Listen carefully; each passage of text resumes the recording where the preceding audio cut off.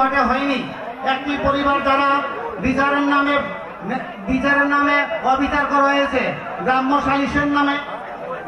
সালিশের নামে এখানে অবিচার করে জমি দখল থেকে শুরু করে এবং কোনো অপরাধ নাই যে এই ওয়ার্ডে সংঘটিত হয় নাই। সম্মানিত উপস্থিতি, আপনাদের আশ্বস্ত করতে চাই 39 নম্বর ওয়ার্ড বিএনপি এরকম অপরাধের সাথে কখনো জড়িত হবে না। বিশেষ করে আমি আপনাদের আশ্বস্ত করতে চাই 39 নম্বর ওয়ার্ড যুবদল কোন রকম চাঁদাবাজি এবং মাস্তানির সাথে জড়িত হবে না। আগামী দিন এই 39 নম্বর ওয়ার্ড আমরা ইনশাল্লাহ ধান শেষে সরকার গঠন করব।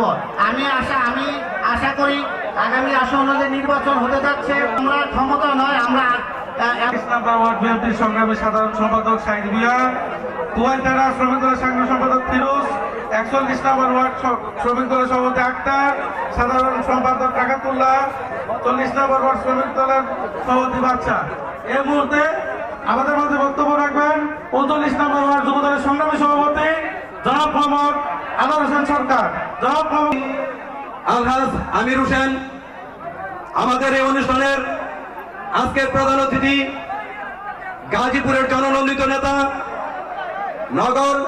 গাজীপুর নগর প্রতিষ্ঠাতা মেয়র জনাব আলহাজ মান্নার সুযোগ্য সন্তান, গাজীপুর মহানগর বিএনপির সাধারণ সম্পাদক মঞ্জুর কম রনি ভাই।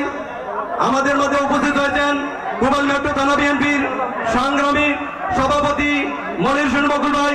আমাদের মধ্যে আরো উপস্থিত হয়েছেন কুমাল মেট্রো থানা বিএনপির সাধারণ সম্পাদক হারুন রশিদ সরকার ভাই। আমাদের মধ্যে উপস্থিত হয়েছেন কুমাল মেট্রো থানা বিএনপির সাংগঠনিক সম্পাদক আরিফ হোসেন ভুঁইয়া। আমাদের মধ্যে উপস্থিত রয়েছেন কুমাল মেট্রো থানা যুব দলের সংগ্রামী আহ্বায়ক মজিবুর রহমান রাজীব।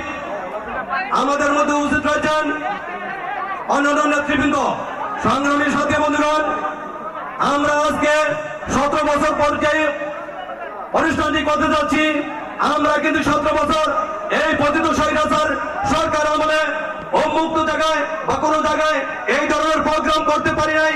আমাদের ফ্যাসিস্ট সরকার পুলিশি এবং আওয়ামী সন্ত্রাসীদের দ্বারা বিভিন্নভাবে এই বিভিন্ন প্রোগ্রাম বন্ধ করে দিয়েছে।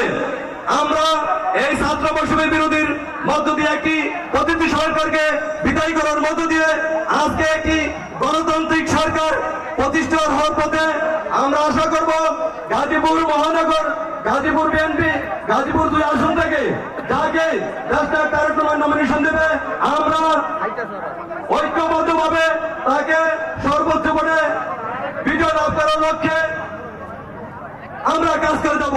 সংগ্রামী সাথী বন্ধুগণ, আমি আমার বক্তব্য দীর্ঘায়িত না করে আমাদের সিনিয়র নেতৃবৃন্দ রয়েছে তাদের